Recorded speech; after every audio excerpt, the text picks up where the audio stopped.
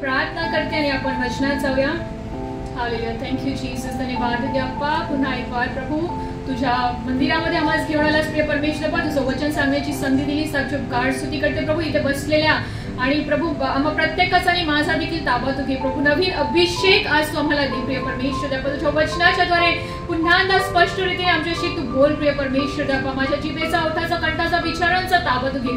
पवित्र आत्म्याचं मार्गदर्शन कर प्रिय परमेश्वर. येणारं वचन माझ्यापासून नाही, माझ्या बुद्धिमत्तेने नव्हे, परंतु पवित्र आत्म्याच्या सामर्थ्याने येऊ दे प्रिय परमेश्वर. माझा ताबा तू घे प्रभू. हालेलुया. Thank you Jesus. धन्यवाद. तुझ्या नावाने तुझी स्तुती करते. प्रार्थना येशू ख्रिस्ताच्या पवित्र मागतं म्हणून तू मान्य करतो. आमेन. तर आजचा आपला विषय आहे टेस्टिंग टू टेस्टिमनीज. परीक्षेतून साक्षीमध्ये ना. साक्षीचा आपण भाग ठेवलेला आहे आपल्या सर्व्हिस मध्ये. पण ती साक्ष आपल्या जीवनामध्ये घडण्यासाठी काहीतरी कोणत्या तरी परीक्षेतून आपल्याला जावं लागतं ना. जसं आता लेकरांची 10वी 12वीची परीक्षा संपली, एक्झाम संपल्या, आता वेकेशन चालू आहेत आणि त्याच्यानंतर काय पुन्हा शाळा कॉलेजेस चालू आहेत, परत परीक्षा, परत एक्झाम ना. The higher the degree the more difficult the exam. जेवढी मोठी पदवी, जेवढी मोठी डिग्री तुम्हाला घ्यायची असेल तेवढा जास्त आपल्याला अभ्यास करावा लागतो, तेवढा जास्त कठीण. सीए व्हायचं आहे, लॉयर व्हायचं आहे, डॉक्टर व्हायचं आहे, तर तेवढी जास्त कठीण आपल्याला काय करावं लागतं, परीक्षा द्यावी लागते ना. आपल्या येरोन बाळाचं तर ग्रॅज्युएशन पण झालं ना. तुमच्यामध्ये कोणाला आठवतं का तुम्ही कधी आणि कोणती शेवटची परीक्षा दिली होती? पटकन थोडक्यात आठवतं का? जीवनामध्ये तर आपल्याला परीक्षा द्याव्याच लागतात ना. जीवनाच्या प्रत्येक स्तरावर आपल्याला परीक्षा द्यावी लागते. पण आता अशी लेखी किंवा ऑनलाईन अशी कुणाला आठवते का हल्ली दिलेली परीक्षा आपल्याला देत राहिली पाहिजे. काही ना काहीतरी अभ्यास, काही ना काहीतरी कोर्स आपल्याला करत राहायला पाहिजे. त्याच्याने काय होतं, आपली प्रगती होते. मी स्वतःच मागच्याच आठवड्यात गुरुवारी एक परीक्षा दिली. माझी एक असेसमेंट होती जॉबच्या ठिकाणी आणि ऑनलाईन एक्झाम मी दिली माझ्या कामाच्या ठिकाणी. बरं, परीक्षा तुम्ही भले आता हल्ली दिली नसेल पण कधीतरी दिली ना शाळा कॉलेजेस मध्ये, तर आपण ती परीक्षा किंवा ते टेस्ट कशासाठी देतो? थोडक्यात एक दोन उत्तर कोणी देईल का? का देतो आपण परीक्षा? पास होण्यासाठी. पण सगळे पासच होतात का? ओके. अजून पुढे जाण्यासाठी. आणखी परीक्षा का घेतात शाळेमध्ये? ओके, ठीक आहे. तर सॉरी, बुद्धी किती हे जाणून घेण्यासाठी, पास होण्यासाठी, आणि काय म्हटली वहिनी? Memory sharp. ओके. तर काही पॉइंट्स मी काढलेले आहेत. तर त्याच्या प्रकारे जसं आपलं नॉलेज आपण जे शिकलेलो आहोत ना, वर्षभर जे शिकलेलो आहोत, तर त्याचा किती आपण त्याचा नॉलेज साठा आपल्यामध्ये झालेला आहे ते टेस्ट करण्यासाठी आपली परीक्षा घेण्यात येते ना. त्याच्यानंतर सुधारणा करण्यासाठी ज्यावेळेस परीक्षेमध्ये आपण चुकीचं उत्तर देतो त्यावेळेस आपल्याला कळतं की आपल्याला याच्यामध्ये सुधारणा केली पाहिजे. त्याच्यानंतर चेक आवर सिरियसनेस. आपण जो अभ्यास केलाय तो किती गंभीर रीतीने केलाय तो चेक करण्यासाठी आपली परीक्षा करण्यात येते. आपण जे शिक्षण घेतो त्याला आपण किती महत्व देतो, किती व्हॅल्यू देतो ना, त्याच्यासाठी आपली परीक्षा करण्यात येते. आपला व्यक्तिमत्व, आपली पर्सनॅलिटी, व्यक्तिमत्व विकसित करण्यासाठी आपली परीक्षा घेण्यात येते. आणि त्या परीक्षेमध्ये पास होण्यासाठी जसं मामानी म्हटलं ना, नापास झालं तर आपला आत्मविश्वास खचून जातो. पण जर चांगल्या मार्काने आपण पास झालो तर काय होतं, आपला आत्मविश्वास जो आहे, आपला कॉन्फिडन्स जो आहे तो वाढतो ना. आणि मेन म्हणजे to elevate us to the next level ना. आपण परीक्षा दिली आणि पास झालो तरी त्याच वर्गात बसतो का? पुढच्या वर्गात जातो ना.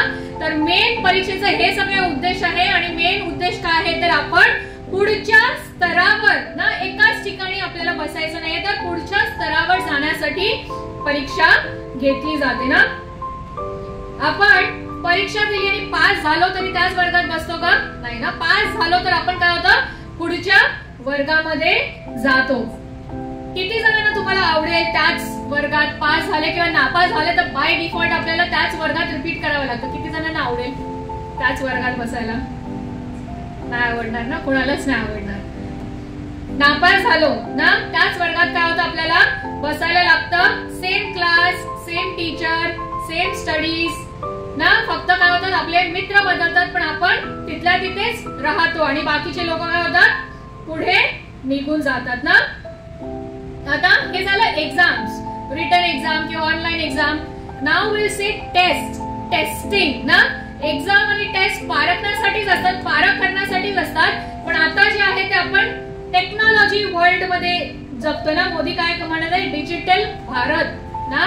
We don't use liquid cash, काय सगळं ऑनलाईन, जीपे, सगळं ChatGPT, AI, generative AI, नवीन नवीन काय येतात मार्केटमध्ये, सॉफ्टवेअर्स येत आहेत ना. तर ते सॉफ्टवेअर आले मार्केटमध्ये की असेच युज करायला सुरू करतात का. जे आयटी कंपनीत आहे, मी आयटी कंपनीत आहे पण मी आयटी मध्ये नाहीये, मी बॅक एंड मध्ये. जर योहान दादा असतं तर त्याला अनुभव असेल त्या गोष्टीचा की एखादा सॉफ्टवेअर लॉन्च करण्याच्या आधी काय केलं जातं, त्याची टेस्टिंग केली जाते ना.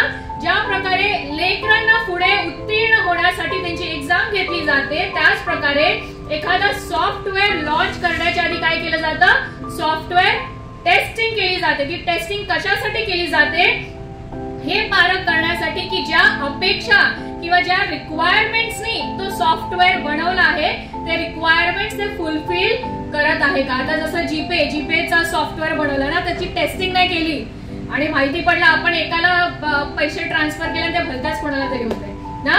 तर ते होऊ नये, त्याच्यामध्ये काही बिघाड नसावा, काही बग्स असतील, काही इश्यूज असतील तर ते फिक्स करण्यासाठी काय केलं जातं, त्याची टेस्टिंग केली जाते. त्याचे जे फंक्शनॅलिटीज आहे, जे फंक्शन्स आहे, ज्याच्यासाठी ज्या उद्देशाने तो सॉफ्टवेअर घडवला आहे तो उद्देश परिपूर्ण होत आहे का, त्याच्यासाठी काय केलं जातं, सॉफ्टवेअर टेस्टिंग केली जाते.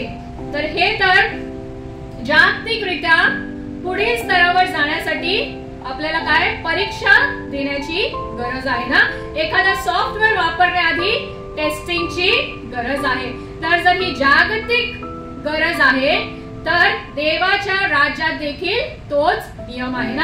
हा केवळ एक्झाम देणं किंवा टेस्टिंग देणं, टेस्ट मधून जाणं, टेस्टिंग करणं हा केवळ जगाचाच नियम नाही आहे, परंतु हा देवाच्या राज्याचा देखील नियम आहे. आत्मिकरित्या आपल्याला त्याच ठिकाणी बसून राहायला आवडेल का, ना. आपल्याला काय करायचं, आत्मिक स्तरावर देखील पुढे आपल्याला वाटचाल करायची आहे, पुढच्या वर्गात आपल्याला जायचं आहे, ग्रॅज्युएशन आपलं करायचं आहे, आपल्याला डिग्री मिळवायची आहे. त्याच्यासाठी आपल्याला काय, कशातून जाणं गरजेचं आहे, परीक्षेतून जाणं गरजेचं आहे. जर आपली इच्छा आहे की देवाने आपला उपयोग करावा, जसं एखादं सॉफ्टवेअर लॉन्च होतं त्याची टेस्टिंग केली जाते कारण ते सॉफ्टवेअर उपयोगात यावं, त्याच रीतीने जर आपली इच्छा आहे की देवाने आपला आज उपयोग करावा तर आपली ती टेस्टिंग होणं अगत्याचं आहे. त्या सॉफ्टवेअर सारखं देवाची पण काहीतरी आपल्याकडून अपेक्षा आहे, काहीतरी रिक्वायरमेंट्स देवाने आपल्याला घडवलं आहे, त्याच्यासाठी तो आपली काय करतो, टेस्टिंग करतो ना. वर्ष आणि वर्ष आपण चर्च मध्ये येतो ना. आपण जन्मताच ख्रिस्ती आहोत, जन्मापासून आपण चर्च मध्ये येतो. बऱ्याच आपण काय करतो, मंडळ्या बदलतो ना. आता माझंच उदाहरण घ्यायचं झालं तर आम्ही अलायन्स, मग फ्री मेथडिस्ट आणि मग आपल्यामध्ये कोणी CNI, मेथडिस्ट आणि माहित नाही कुठून कुठून आपण करिस्मॅटिक चर्च मध्ये आलो. आपण काय करतो, मंडळी, चर्चेस बदलत राहतो, पाळक बदलत राहतो, वेगवेगळ्या प्रचारकांना ऐकत राहतो, सगळ्या स्पिरिच्युअल आध्यात्मिक सभा आपण अटेंड करतो. पण आत्मिकरित्या आपण तिथल्या तिथेच जर आहोत तर त्याच्यामध्ये त्या मंडळीची किंवा त्या पाळकांची फॉल्ट नाही आहे ना. There is no elevation in your spiritual life. जर तुमच्या आत्मिक जीवनामध्ये जर ती वाढ होत नाही आहे तर त्याचं कारण काय. एखादा विद्यार्थी जर एकाच वर्गात वर्षानुवर्ष बसलाय, त्याच्या शाळेचा दोष आहे का, त्याच्या टीचरचा दोष आहे का, काय काय कारण त्याच्यामध्ये. Yes, because he is not clearing his exams. कारण तो त्याच्या परीक्षेमध्ये पास होत नाही आहे, ती टेस्ट तो पार करत नाही आहे, म्हणून तो त्याच वर्गात बसलेला आहे. तर आज आपण आपल्या आत्मिक स्तरावर जर त्याच ठिकाणी आहोत तर त्यात मंडळीचा दोष आहे का, पाळकाचा दोष आहे का, की आपण ती परीक्षा आणि ते टेस्ट पार करत नाही आहोत, हे विचार करण्याची आपल्याला गरज आहे. स्कूल आणि कॉलेजमध्ये एखादा विद्यार्थी जर नापास झाला तर त्याला रिअटेम्प्ट करण्याची संधी मिळते ना. आता मला नाही माहित किती वेळा रिअपियर करू शकतो किंवा किती वर्ष एकाच वर्गात बसू शकतो, पण त्याला काहीतरी लिमिटेशन्स असतील ना. 2दा 3दा रिअपियर करू शकत असेल आणि नंतर मग त्याला कायमचा नापास डिक्लेअर केलं जातं ना. पण आपला देव काय आहे?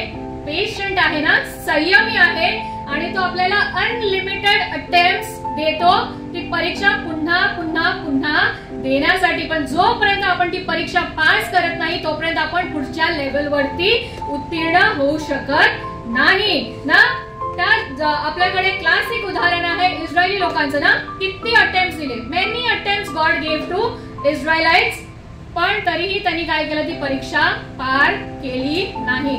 देवाची फॉल्ट होती का? देवाची चूक होती का? त्या ठिकाणी नाही. देव त्यांच्याबरोबर संयमी राहिला ना. तेवढ्यापुरती युनिट टेस्ट आली की हा अरे देवाचा गौरव करा. फायनल एक्झाम त्यांनी गांभीर्याने घेतली नाही. ते त्या ठिकाणी नापास झाले, पण त्यात देवाची चूक नव्हती, त्यांची चूक होती की ते विश्वासात टिकून राहिले नाही आणि ते आपल्या परीक्षेमध्ये उत्तीर्ण झाले नाही. So I was just setting the context. आणि आता जसं मी सुरुवातीला म्हणत होती, आता मी तडका मारणार आहे ना, फोडणी घालणार आहे वचनाची. तर हे एक नकारात्मक उदाहरण होतं इस्रायली लोकांचं जे परीक्षेत नापास झाले. पण आज आपण एक सकारात्मक उदाहरण बघणार आहोत. जुन्या करारामध्ये जो व्यक्ती डिस्टिंक्शनने पास झाला त्याच्या टेस्ट मध्ये, त्याच्या परीक्षेमध्ये. कोणी गेसवर्क? बरेच लोक आहेत तसे. कोणी गेसवर्क? Very good. अब्राम. आज आपण अब्रामाची स्टोरी बघणार आहोत. आणि अब्राम आणि इसाक ही स्टोरी सगळ्यांनाच माहिती आहे ना, कदाचित येरोनला पण माहिती असेल ना. आपण लहानपणापासून अब्राम आणि इसाकाची गोष्ट ऐकतो ना, ज्यावेळेस देव अब्रामाला इसाकाला सॅक्रिफाईस करायला सांगतो. मी देखील ही गोष्ट लहानपणापासून ऐकत आहे, परंतु यावेळेस मी खूप लक्ष देऊन केअरफुली ज्यावेळेस हा अध्याय वाचत होती, खरोखर माझं हृदय, म्हणजे रात्री माझा वेळच आहे, तर रात्री 4 वाजता मी बसली होती वचन लिहायला आणि माझं हृदय लिटरली असं भरून आलं आणि माझे डोळे अश्रूंनी भरून आले. आणि आता आपण ते अध्याय वाचू आणि लिटरली जर लक्षपूर्वक पवित्र आत्म्याच्या सहाय्याने, आपण भले आपल्याला ती गोष्ट माहिती आहे परंतु केअरफुली लक्षपूर्वक पवित्र आत्म्याच्या सामर्थ्याने आपण जर तो अध्याय वाचला आणि अब्रामाची ती परिस्थिती समजण्याचा प्रयत्न केला तर आपल्या अंगावरती शहारे उभे राहतील. तर आपण हळू वाचूया. मी विनंती करेन माधुरी बहिणी मला मदत करतील आणि तुम्ही त्याच अध्यायामध्ये राहा. आपण हळूहळू एक एक वचन वाचलं आणि मी मध्ये मध्ये तुम्हाला इंटरप्ट करणार आहे, तर तुम्ही डिस्टर्ब होऊ नका त्याच्यामध्ये. ठीक आहे. तर उत्पत्ती याचा 22वा अध्याय 1 ते 18 वचन आपण एकदम हळूवारपणे वाचणार आहोत शीर्षकापासून. 22. इसाकाचे अर्पण करण्यास अब्रामाला आज्ञा. शीर्षक लक्षात ठेवा, शीर्षक महत्वाचं आहे. पुढे. या गोष्टी घडल्यावर असे झाले की देवाने अब्रामाला कसोटीस लावले. देवाने अब्रामाला काय केले? कसोटीस लावले. इंग्लिश व्हर्जन मध्ये म्हटलेलं आहे गॉड टेस्टेड अब्राहम. पुढे. त्याने अब्राहम अशी हाक मारली तेव्हा अब्राहम म्हणाला, काय आज्ञा? तो म्हणाला, शीर्षक काय होतं? देवाने अब्रामाला आज्ञा केली. इथे देवाने अब्रामाला हाक मारली आणि तो म्हणतो काय आज्ञा? इंग्लिश मध्ये असं म्हटलेलं आहे. तो उत्तर देतो, प्रत्युत्तर देतो देवाला, हिअर आय एम. त्याला माहिती नव्हतं पुढे काय होणार आहे. देव कशासाठी त्याला बोलवत आहे हे त्याला माहित नव्हतं आणि तो म्हणतो हा प्रभू मी इथे आहे, काय आज्ञा? तर या ठिकाणी त्यांनी स्वप्नात देखील विचार केला नसेल अब्रामाने की तो म्हणतो हा देवाने आवाज दिला, तो प्रत्युत्तर देतो, म्हणतो हा प्रभू मी आहे, काय आज्ञा? पण त्यांनी विचार पण केला नसेल परमेश्वर पुढे त्याला काय सांगतो ते ना. आणि त्याच्याच आधीच्या 12, 13, 14 अध्यायात 12व्या अध्यायात जर आपण बघितलं तर तिथे देखील देव अब्रामाला आज्ञा देतो आणि तो काय सांगतो की तुझं घरदार सोड, तुझ्या नातेवाईकांना सोड आणि मी सांगेन त्या प्रदेशात निघून जा. पण तो त्या ठिकाणी म्हणत नाही देवा आता झाला. देव जेव्हा त्याला आवाज देतो तेव्हा अब्राम असं नाही म्हणत की आता झालं ना देवा, घरदार सोडायला लावलं, नातेवाईक सोडायला लावलं, आता कशाला आवाज देतोस? नाही, तो काय करतो? पॉझिटिव्ह प्रत्युत्तर देतो आणि म्हणतो काय आज्ञा? Here I am. आपण जर अब्रामाच्या ठिकाणी असतो आणि मध्यरात्री देवाने आपल्याला आवाज दिला ना, सर्वात पहिला आपल्याला वाटलं जाऊ दे आपले कान वाजतायत आणि त्याच्या पुढे जर आपण म्हटलंच की चला प्रत्युत्तर दिला, हा देवा बोल मी आहे काय आज्ञा, आणि देवाने सांगितलं असं असं अर्पण करण्यासाठी, तर we will think God is gone out of his mind ना, देवाला वेळ लागलाय का, काय म्हणतोय मध्यरात्री मला उठून, माझ्या एकुलता एक पुत्र ज्याच्यासाठी मी आयुष्यभर वाट पाहिली, माझा म्हातारपणाचा माझा एकुलता एक पुत्र, आणि त्याला देव मला अर्पण करायला सांगत आहे. मे बी देवाला वेळ लागलाय किंवा रात्री झोपेत माझे कान वाजतात आणि परत आपण काय केलं असतं, झोपून गेलो असतो ना. परंतु अब्राम त्या ठिकाणी एकही प्रश्न विचारत नाही. या ठिकाणी देवाला काहीही प्रश्न न विचारता देवाच्या आज्ञेला त्यांनी मान दिला, आणि नक्कीच जसं म्हटलंय की नंतर पहाटेच तो उठला, म्हणजे रात्र झाली असेल, तो झोपी गेला आणि पहाटेच उठून त्यांनी काय केलं, देवाची आज्ञा पाळण्यास त्यांनी वाटचाल केली ना. ह्याच्या आधी देखील 12व्या अध्यायामध्ये देवाने काय केलं, अब्रामाची परीक्षा पाहिली होती. दादा वाचतील 12वा अध्याय 1 ते 4 वचन मला वाटतं. ते पण काय करतो, परमेश्वर त्याला जायला सांगतो, आज्ञा देतो ना.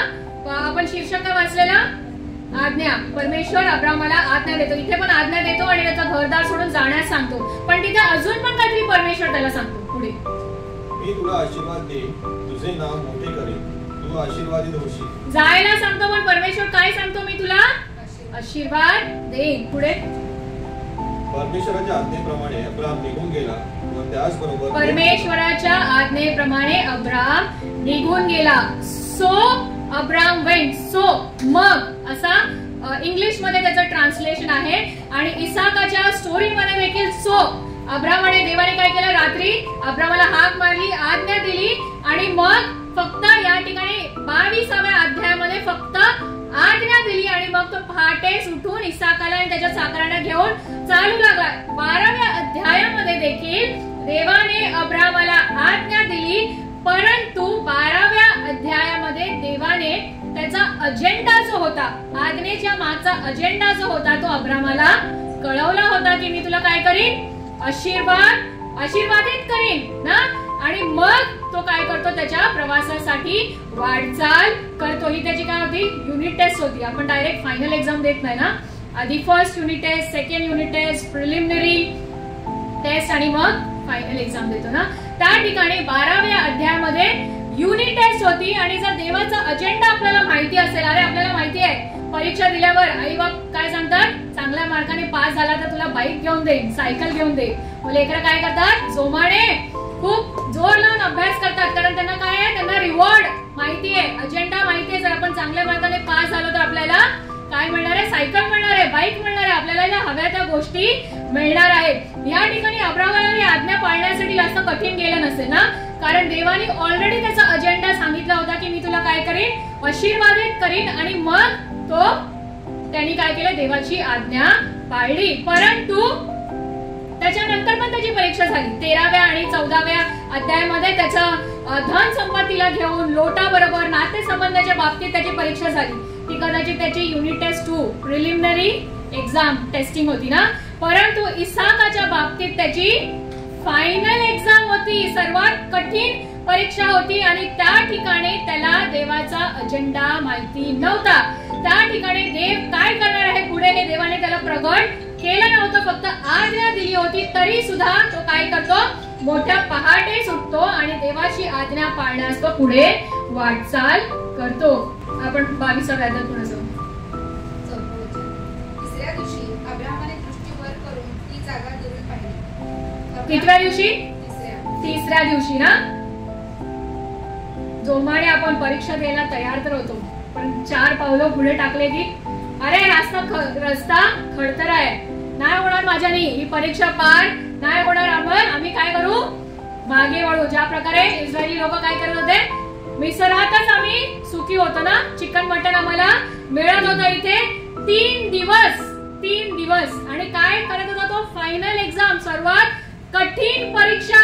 त्याच्या म्हातारपणाचा एकुलता एक पुत्र देवाने त्याला अर्पण करण्यास सांगितला होता, आणि त्या अर्पणाची सामग्री घेऊन तो 3 दिवस प्रवास करत होता. त्याच्या मानसिकतेचा आपण विचार करू शकतो का यावेळेस, किती प्रश्न त्याच्या मनात उद्भवले असेल, किती वेळा त्याला असं वाटलं असेल की देवाने मला काय करायला सांगितलं, मी हे करू शकेन की नाही, मला मागे फिरलं पाहिजे ना, माझ्याकडून काय चूक झाली का देवाची वाणी ऐकण्यात, देवाकडून काय चूक झाली का, देव असं कसं सांगू शकतो. देवाला आपण दोष देतो ना परीक्षेत आपण पडलो तर, देवा मीच का प्रत्येक वेळेस, कुठे आहेस तू परीक्षेमध्ये ना, संकटामध्ये. पण तो 3 दिवस काय करत होता, त्या ठिकाणी प्रवास करत होता. तिसऱ्या दिवशी पण तो पोहोचला नव्हता. दुरून त्याला ती जागा दिसली. पुढे वाचू आपण, थांबा. या ठिकाणी आपण परत शीर्षकावरती येऊ. मराठीमध्ये काय शीर्षक होतं, इसाकाचे अर्पण करण्याची अब्रामाला आज्ञा. भरपूर मी इंग्लिश वर्जन्स बघितले, काही वर्जन्स मध्ये टायटल दिलेलं नाही आहे, काही वर्जन्स मध्ये टायटल दिलेलं आहे की द सॅक्रिफाइस ऑफ आयझॅक.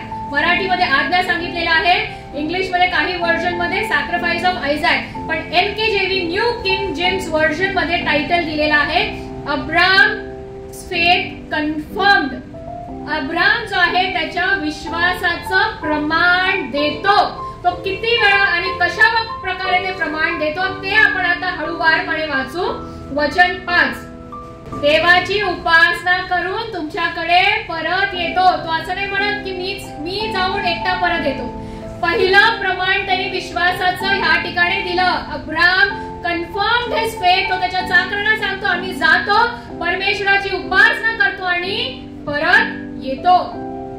पुढे कुणाच्या पाठीवर ठेवले, इसाकाच्या पाठीवर ठेवले. ज्याला बली चढवणार आहे त्याच्याच पाठीवर त्यांनी काय केलं, ते ओझं लादलं.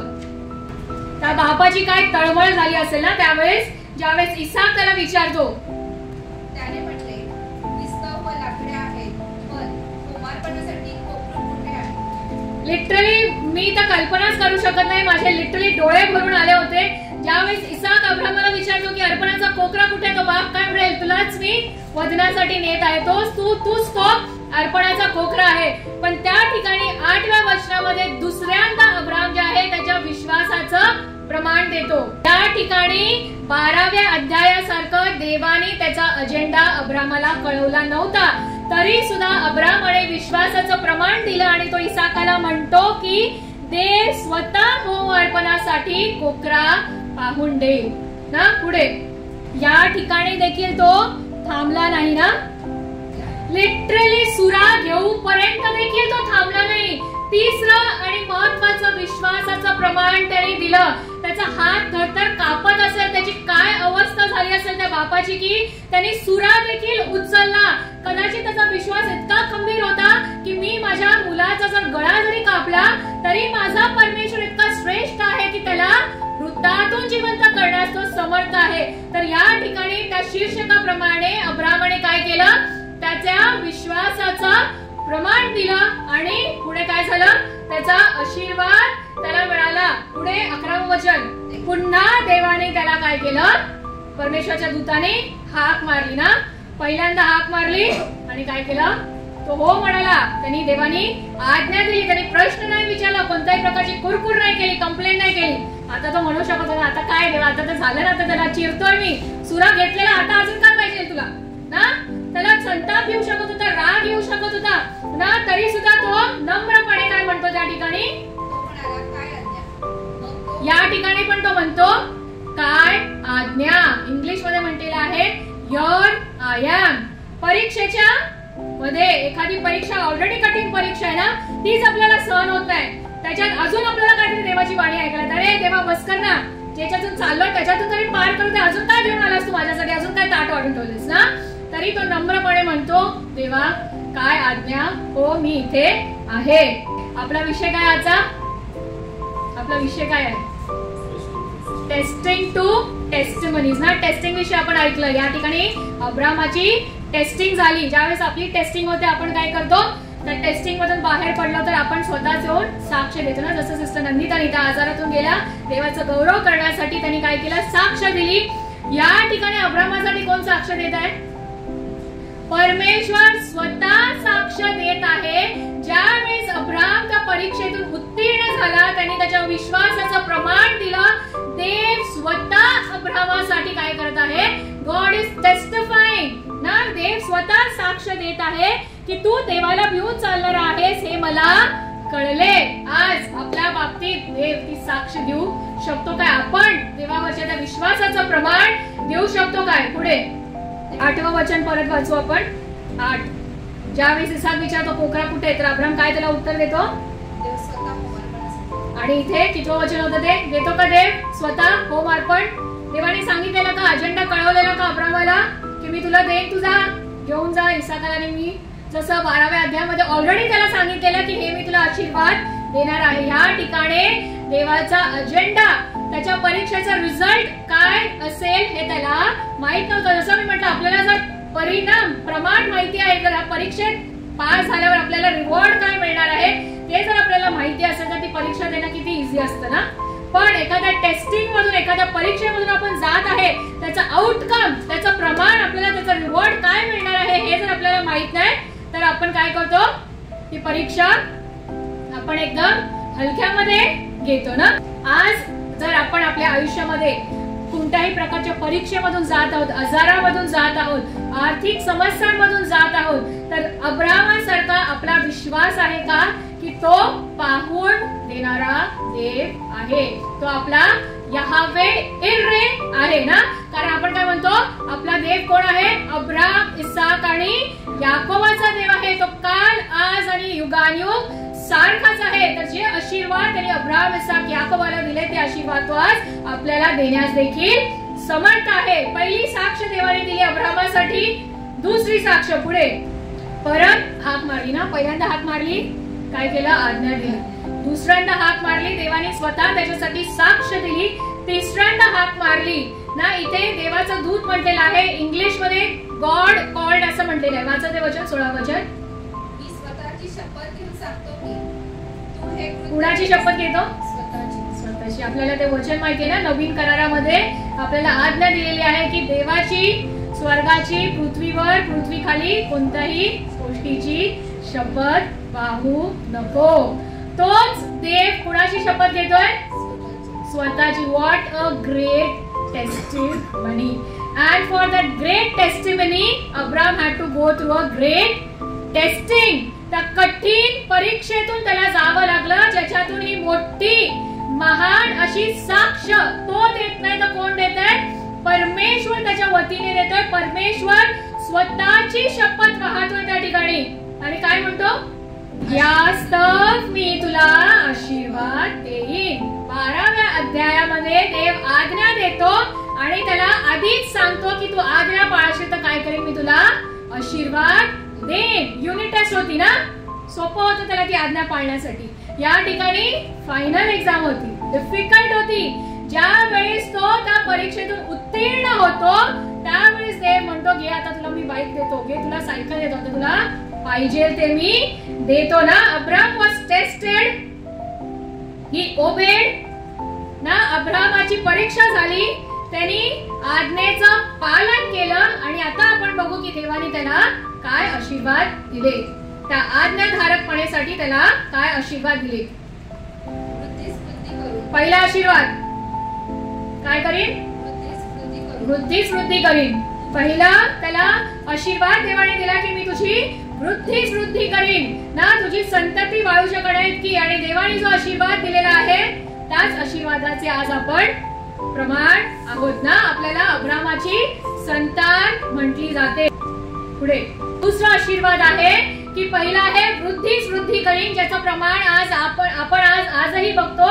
दुसरा आशीर्वाद possession, ownership, control over your enemies. जसं मी मागे पण म्हटलं, आपल्याला आपल्या शत्रूंशी लढण्याची गरज नाही आहे. जर आपण देवाच्या आत्मेमध्ये आहोत तर आपण काय करू? आपल्या शत्रूंना हस्तगत करू. God will give the control in our hands over our enemies. आणि nations will be blessed. राष्ट्र आपल्याद्वारे आशीर्वादित होती. आपण जर आज्ञा पालन केलं तर देव केवळ आपल्याला आशीर्वादित करणार नाही तर आपल्याला इतरांसाठी आशीर्वादित होण्याचं कारण ठरवेल. आणि त्याचमुळे यशया 41:8 आणि याकोब, आपल्याला वाचण्याची गरज नाही येते, यशया 41:8 आणि याकोब 2:23 मध्ये अब्रामाला काय म्हटलेलं आहे?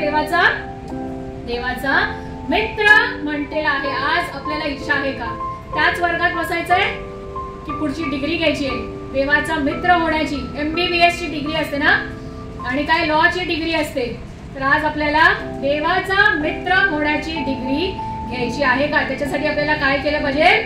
परीक्षेमध्ये उत्तीर्ण झालं पाहिजे, ती टेस्टिंग आपण पार केली पाहिजे. हे सगळे आशीर्वाद का मिळाले अब्रामाला?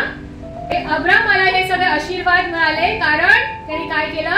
देवाची आज्ञा मानली, त्याचा आवाज ऐकला. ज्यावेळेस देवाने त्याला आवाज दिला त्यांनी दुर्लक्ष केलं नाही, त्यांनी कुरकुर केलं नाही. त्यामुळे 1 शमूएल 15:22 मध्ये देवाचं वचन आपल्याला काय सांगतं? यज्ञापेक्षा आज्ञा पाळणे बरे. त्यांनी आज्ञा पण पाळली आणि तो यज्ञ करण्यासाठी देखील जात होता. पण देवाला ते यज्ञ प्रिय होतं का? इसाकाचं काय प्रिय होतं की अब्रामाने काय केलं? आज्ञा पालन केली. जर आज आपल्याला देवाला संतोष मिळण्याचा आहे तर आपल्याला काय केलं पाहिजे? त्याची आज्ञा पाळली पाहिजे. आणि ज्या प्रकारे एक पित्याच्या नाते देवाने अब्रामाची परीक्षा पाहिली ना, त्याच प्रकारे देवाने स्वतःची देखील परीक्षा केली. कशा प्रकारे? तर अब्रामाचा उतार वयाचा एकुलता एक पुत्र त्याला काय केलं? बलिदान करण्यासाठी देवाने सांगितलं. त्याच रीतीने त्याला करू दिलं नाही, अब्रामाला करू दिलं नाही, परंतु देवाने ते परिपूर्ण केलं आणि स्वतःचा एकुलता एक पुत्र येशू ख्रिस्त आपल्यासाठी पाप अर्पण म्हणून त्यांनी दिला. ज्या प्रकारे अब्राम काय करतो? त्याच्या सेवकांना तिथे थांबवतो आणि ते यज्ञाचे जे लाकडं आहे, जे सामग्री आहे, ते कशावर लादतो? कुणावर लादतो? इसाकावरतीच ते लादतो. त्याच प्रकारे आपल्या स्वर्गीय पित्याने आपल्या पापाचं ओझं त्याच्या एकुलता एक पुत्रावरती येशू ख्रिस्तावरती लादलं ना. आपण सुरुवातीला बघितलं एक्झाम परीक्षा आपण का देतो? सॉफ्टवेअर टेस्टिंग का केली जाते? यावेळेस आपण बघू की देव आपली परीक्षा का पाहतो. आता आपण एवढा संदेश ऐकला तर इझिली आपण काही पॉइंट्स काही उत्तर देऊ शकतो. नो राईट और रॉंग आन्सर. देव परीक्षा का पाहतो? विश्वास पारखण्यासाठी. येस. आणि एक एक पॉइंट्स बघू. फर्स्ट इज टू रिफाइन अस, आपल्यामध्ये सुधारणा करण्यासाठी. कारण काय मी काय म्हटलं सुरुवातीला, जागतिकरित्या देखील आपल्याला जर पुढच्या स्तरावर जायचं, if you want to get better ना, we have to give the exam. नाहीतर काय होईल? आपण त्याच ठिकाणी राहून आपण अभ्यास करणारच नाही. आपली बुद्धी, आपली वाढ खुंटून जाईल. त्याच्यामुळे आपल्याला काय करायला पाहिजे? आपल्या बुद्धीला चालना दिली पाहिजे. आपल्याला तो अभ्यास करत राहायला पाहिजे. पहिले पेत्र 1:7 रिफाइनमेंट, शुद्ध, सुधारणा. सोन्याची प्रक्रिया माहिती का सगळ्यांना? सोनं कसं चमकतं? सोनं आपल्याला सोनं आपण घालून मिरवतो, पण ते सोनं त्या प्रकारे चमकण्याआधी त्याला कशातून जावं लागतं? आगीतून जावं लागतं. पहिले पेत्र 1:7 विश्वासाची परीक्षा, जसं दीपाली वहिनीने सांगितलं, विश्वासाची आपली परीक्षा होते. कारण आपला विश्वासाला, विश्वासाचं प्रमाण देवाने प्रत्येकाला दिलेलं आहे. पण त्या प्रमाणात, विश्वासाच्या प्रमाणात जर वाढ व्हायची असेल तर आपल्याला परीक्षेतून जाणं अगत्याचं आहे. आपला दुसरा पॉइंट आहे आपला विश्वास खंबीर होण्यासाठी, टू रिफाइन ना. आपल्या विश्वासात वाढ होण्यासाठी, आपल्या विश्वासामध्ये आपण खंबीर होण्यासाठी परीक्षेच्या द्वारे देव काय करतो? आपलं चारित्र्य घडवतो ना. ही बिल्ड आवर कॅरेक्टर. आपली परीक्षेच्या द्वारे काय होते? आपली आत्मिक उन्नती होते. एका स्तरावर आपण दुसऱ्या स्तरावर जातो. फर्स्ट, सेकंड, थर्ड, फोर्थ आणि मग आपलं ग्रॅज्युएशन होतं ना. एक एक आपला काय होतं? आत्मिक जीवनाचा स्तर परीक्षेच्या द्वारे वाढत जातो. देवाबरोबरचा आपला संबंध घनिष्ठ होतो. ज्यावेळेस आपण ती परीक्षा पास करतो त्यावेळेस आपल्याला कळतं की आपला देव पिता खरोखर काय आहे. जसं अब्रामाची ज्यावेळेस परीक्षा पाहिली, अब्रामाला वाटलं असेल की अरे किती कठोर देव आहे ना हा, परंतु त्यांनी कुरकुर केली नाही, देवावरती विश्वास ठेवला आणि त्याच्याद्वारे काय झालं? त्याचं जे नातं होतं देवाबरोबर ते घनिष्ठ झालं आणि त्यामुळे आज अब्रामाला परमेश्वराचा मित्र म्हटलं जातं. 6वा पॉइंट जे मामाने म्हटलं, रिवॉर्ड ना. मेन जे परीक्षेचा उद्देश आहे, परीक्षेतून पास झाल्यावरती आपल्याला काय मिळतं? आपण सेलिब्रेट करतो ना. भले टक्के कमी पडले पण नापास झाल्यावर आपण सेलिब्रेट करतो का नाही? पास झाल्यावर आपण काय करतो? पेढे वाटतो ना. रिवॉर्ड आपल्याला मिळतं. याकोब 1:12. काय आहे ते रिवॉर्ड? जो माणूस परीक्षेत टिकतो तो धन्य. तो काय? धन्य. परीक्षेत जो टिकतो. अब्रामाने किती दिवस प्रवास केला? 3 दिवस. मागे फिरला का तो? नाही, तो टिकून राहिला. पुढे जो माणूस काय मिळेल? What is the reward? किती जणांना पाहिजे असतं जीवनाचा? सगळ्यांनाच पाहिजे ना. त्याच्यासाठी आपल्याला काय केलं पाहिजे? परीक्षेत टिकून पास होणं का पुढची गोष्ट आहे. हॅलो, पास होणं पुढची गोष्ट, आधी टिकून राहा ना.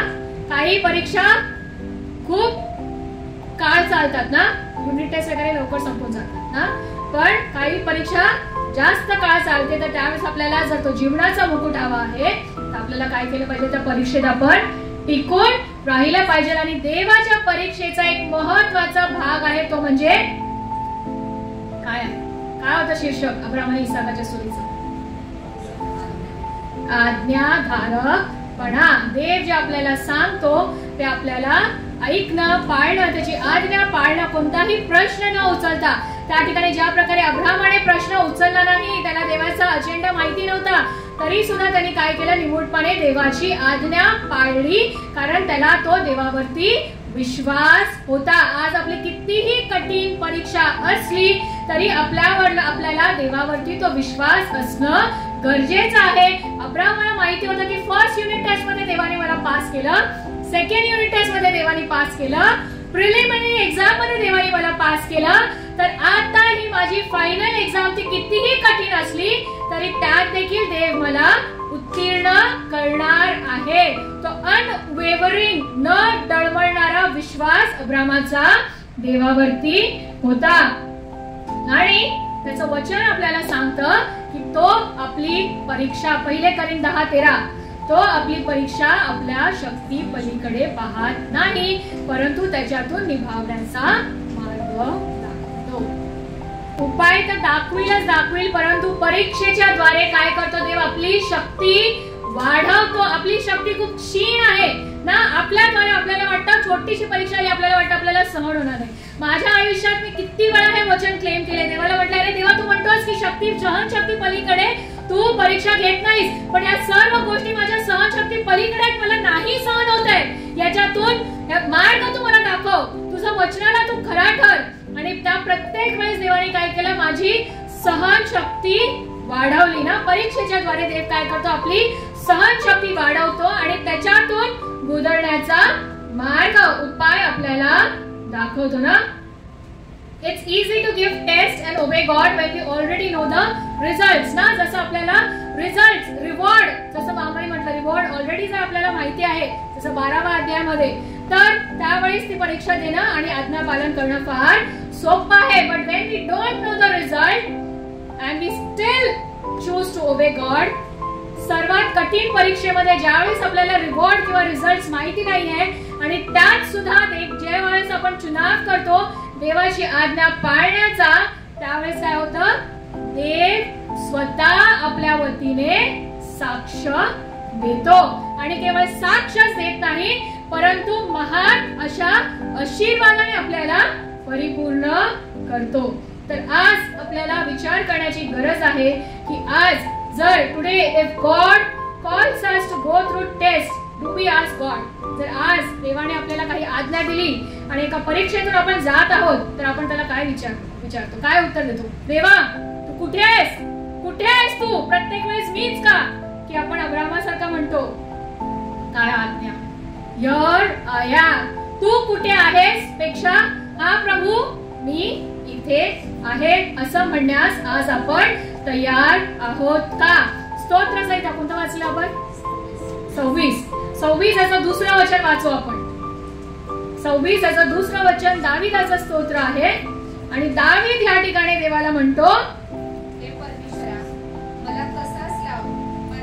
मला कसाच लाव आणि माझी पारख कर. इथे जेव्हा अब्राहमाचं आपण चॅप्टर हे वाचायला चालू केलं तर इथे काय वचन होतं की देवाने अब्राहमाला कसोटीस लावलं. God tested Abraham. इथे दावीद स्वतः म्हणतो की माझी कसोटी कर, माझी पारख कर, माझी परीक्षा कर. का? कारण त्याला त्याच स्तरावर ना वर्षानुवर्ष त्याच ठिकाणी चर्च बदलून, पाळख बदलून काही होणार नाही. आपण ज्या त्या विश्वासाच्या परीक्षेमध्ये जात आहोत, ती परीक्षा आपण जोपर्यंत उत्तीर्ण होत नाही तोपर्यंत आपण पुढच्या वर्गामध्ये जाणार नाही. आत्मिक स्तरामध्ये आपली उन्नती, आपलं एलिव्हेशन, आपलं वाढ होणार नाही. आपल्याला ती की विश्वासाचं प्रमाण देणं आज अगत्याचं आहे. तर आज पुन्हा आपण ते पहिलं वचन जे मननाचं वचन होतं याकोब याचा पहिला अध्याय 2 ते 4 वचन पुन्हा वाचू. नाना प्रकारच्या परीक्षांना तुम्हाला तोंड द्यावे लागते का? सर्वांना लागते.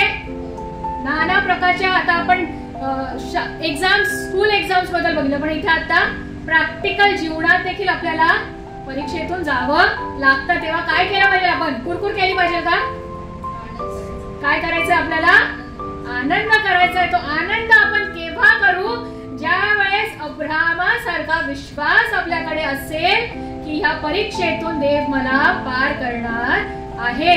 आणि परीक्षा आपल्या जीवनातील परीक्षा देखील होत असतात ना, छोटी परीक्षा मोठी परीक्षा. तर त्यावेळेस आपल्याला काय करायचं आहे? आपल्या ज्या पूर्वीच्या परीक्षा आहेत, मी माझ्या जीवनामध्ये हेच केलं. मी प्रत्येक वेळेस सांगते ना, I preach what I practice, किंवा मी जे प्रीच करते ते मला प्रॅक्टिस करायला लावतो ना.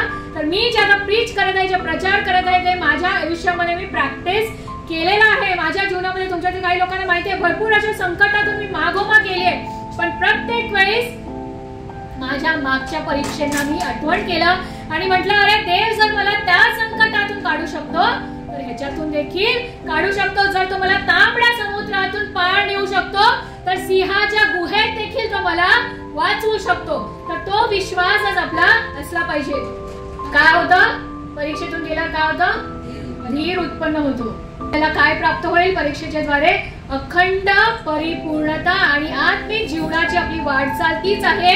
आपला गोल काय आहे? आपल्याला ख्रिस्तासारखं व्हायचं आहे आणि त्याच्या येण्यापर्यंत आपल्याला ती परिपूर्णता धारण करायची आहे. आणि ती कशाने होईल? तर परीक्षेतून गेल्यानंतर. जर आज आपण परीक्षेतून जात आहोत तर आपण काय केलं पाहिजे? आनंद केला पाहिजे. देवा आपल्या सर्वांस आशीर्वाद.